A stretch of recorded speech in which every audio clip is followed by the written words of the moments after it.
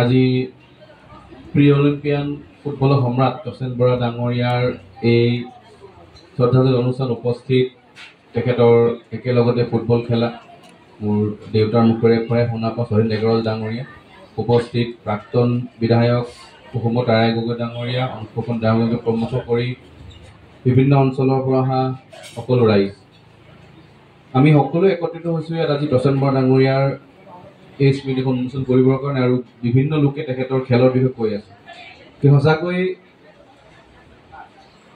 মই ব্যক্তিগতভাৱে তেখেতৰ খেল দেখাৰ সুযোগ্য হোৱা নাছিলে বা দেখা পোৱা নাছিলোঁ। সকলো মুখত গম পাওঁ তেখেত কিমান ভাল এজন খেলুৱৈ আছিলে, কিন্তু মই লগ পোৱাৰ পৰা তেখেতক মই এজন ভাল মানুহ বুলি চিনি পাইছিলোঁ।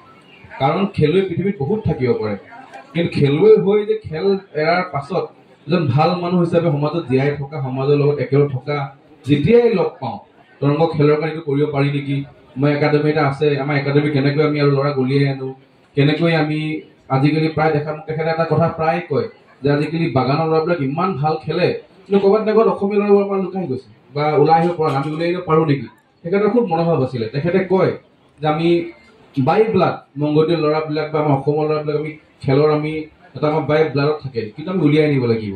তো এই তেখেতৰ এই ইচ্ছা বা তেখেতৰ এই যি কথা যে আমি কেনেকৈ খেলুৱৈ উলিয়াব পাৰোঁ, মই ভাবোঁ এজন ভাল খেলুৱৈৰ লগতে তেওঁ এজন ভাল ব্যক্তি আছিলে। নিজৰ এই খেল তেখেতে নিজক বিচাৰিছিলে।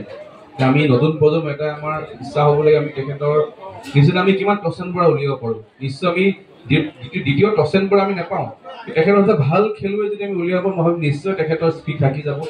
তেখেতৰ স্মৃতিত আমি খেলটো যদি নিশ্চয় অনুষ্ঠিত কৰিব পাৰোঁ বা চৰকাৰৰ লগত যুটিয়াই কথাটো পাতিম, কিন্তু মই ভাবোঁ খেল পতাৰ লগতেই আমি নাহৰকটীয়া অঞ্চলত বিশেষকৈ আমি দ্বিতীয় তপসেন বৰা উলিওৱাৰ চেষ্টা কৰিব লাগিব। আমাৰ তেখেতে নিজে স্থাপন কৰা নাহৰকটীয়া ফুটবল একাডেমি আছে, যাতে কিতাপখন হেৰাই নাযায়। আমাৰ নাহৰকটীয়া ক্ৰীড়া সন্থা আছে, সকলো আছে, কিন্তু তপসেন বৰা দেৱে জন্ম দিয়া এখন একাডেমিও নিজৰ আছিলে। যে তপসেন বৰা ডাঙৰ নোহোৱাৰ পাছত যদি ফুটবল একাডেমিটো কালি বন্ধ হৈ যায়, চব মানুহৰ দুখ লাগিব। তেখেতৰ স্মৃতিত এখন একাডেমি আমি যাতে এই জীয়াই ৰাখিব পাৰোঁ। ময়ো চেষ্টা কৰিম, জয়কান্ত ডাঙৰীয়া ছেক্ৰেটাৰী হিচাপে আছে, মোৰ এটা সদায় চেষ্টা থাকিব যে আমি একাডেমিখন তেখেতৰ নামত আমি নামটোতো নাছিলোঁ, তেখেতে নিজে দি গৈছে নাহৰকটীয়া ফুটবল একাডেমি, কিন্তু তেখেতৰ স্মৃতিত আমি একাডেমি সদায় চলাই ৰাখিব পাৰোঁ, যাতে যুগ 100 বছৰ 200 বছৰ হওক, যাতে মানুহে মনত থয় তপসেন বৰা ডাঙৰীয়া নাহৰকটীয়া কি দি গৈছিলে, নাহৰকটীয়া ফুটবল একাডেমি দি গৈছিলে।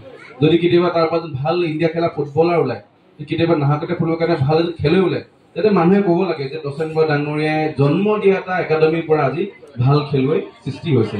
মই আশা কৰোঁ নাহৰকটীয়া ক্ৰীড়া সন্থাকে প্ৰমুখ কৰি সকলোৱে চেষ্টা কৰিম আমি যে তেখেতৰ স্মৃতিত আমি নিশ্চয় মানুহে বহুতে তেখেতৰ মৰিশালি এটা আছে বা য'ত আমি তেখেতক সেইদিনা গোটেই দাহ কৰা হ'ল, কিন্তু তাৰ আমি কেনেকৈ স্থায়ীভাৱে কিবা নিৰ্মাণ কৰিব পাৰি নেকি, বিভিন্ন কথা আজি সকাম হোৱাৰ পাছত আলোচনা কৰা হ'ব। তাৰ লগতে কেনেকৈ খেল বহুতে এতিয়া কৈছে যে আমি শুনা পাইছোঁ অল ইণ্ডিয়াৰ প্ৰাক্তন খেলুৱৈসকলে আলোচনা কৰিছে যে তেখেতৰ এখন খেল খেলাম। বিভিন্ন লোকে বিভিন্ন কাম কৰিবই তেখেতৰ স্মৃতিত। তেখেত এনেকুৱা এজন ব্যক্তি আছিলে যে ভাল খেলুৱৈৰ লগতে মই আকৌ কোৱা যে ভাল মানুহ, ভাল মনৰ মানুহ আছিলে, কাৰণ তেখেতে সকলোৰ মনত সোমাই আছিলে। আজি ইমান আমি লোক একত্ৰিত হৈছোঁ, কিয় একত্ৰিত হৈছোঁ?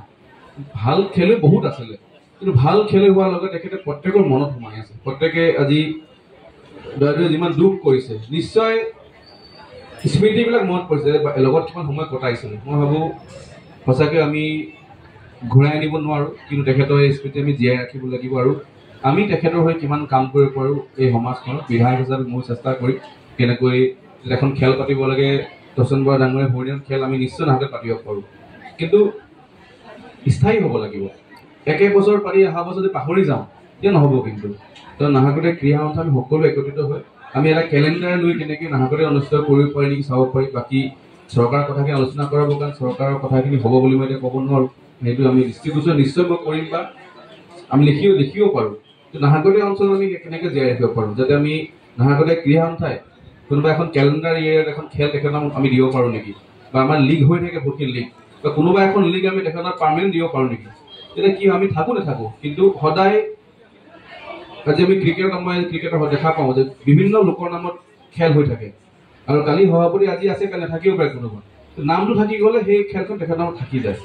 তেনেকৈ মই নাহৰকটীয়া ক্ৰীড়া সন্থাৰ কলাক গাঁৱত আছে, সকলো আছে, অনুৰোধ কৰিম যাতে আমি ক্ৰীড়া সন্থাৰ যদি এখন খেল নাম তেখেত দি দিব পাৰোঁ, তেতিয়া আমি সদায় ফুল লাইফ তেখেতৰ নামত এখন খেল স্থায়ী নাহৰকটীয়াত বাকী অসমত যি হৈ থাকিব কিন্তু নাহৰকটীয়াই যাতে তেখেতৰ নাম কাৰণ আজিৰ পৰা 50 বছৰ পাছত নতুন ল'ৰা যাতে উঠি আহে টচেন বৰা কোন চিনি নাপাব যদি খেলখন খেলিব যায় তো কি জিকিলি টচেন বৰা কাপ জিকি আহিলো কোন টচেন বৰা আছিলে নিশ্চয় মানে চৰ্চা কৰিব টচেন বৰা কাপ এখন হৈ থাকে নি গতিকে তেনেকৈ মই ভাবোঁ নাহৰকটীয়া অঞ্চলটো আমি নিশ্চয় কৰিব পাৰোঁ আৰু আমি আলোচনা কৰি তাৰ লগতে চৰকাৰৰ লগতো কথা পাতি যে কেনেকৈ চৰকাৰে পাৰি নেকি মই আশা কৰোঁ যাতে সকলোৱে যিমান পাৰোঁ আমি চেষ্টা কৰিলোঁ মই যিমান পাৰোঁ সহায় কৰিলোঁ মই অইল ইণ্ডিয়াক ধন্যবাদ জনাইছোঁ তেখেতলোকে যথেষ্ট সহায় কৰিলে আৰু ইয়াৰ লগত জড়িত থকা এই সম্পাদনা সমিতিৰ সভাপতি সম্পাদকে প্ৰমুখ কৰি সকলো বিষয়ববীয়াক ধন্যবাদ জনাওঁ যে ইমান কম সময়ত ইমানখিনি ধুনীয়াকৈ এখন স্মৃতিগ্ৰন্থ উলিয়াব পাৰিছে সকলোৱে একত্ৰভাৱে কাম কৰাৰ কাৰণেহে সম্ভৱ হৈছে সকলোকে ধন্যবাদ জনাইছোঁ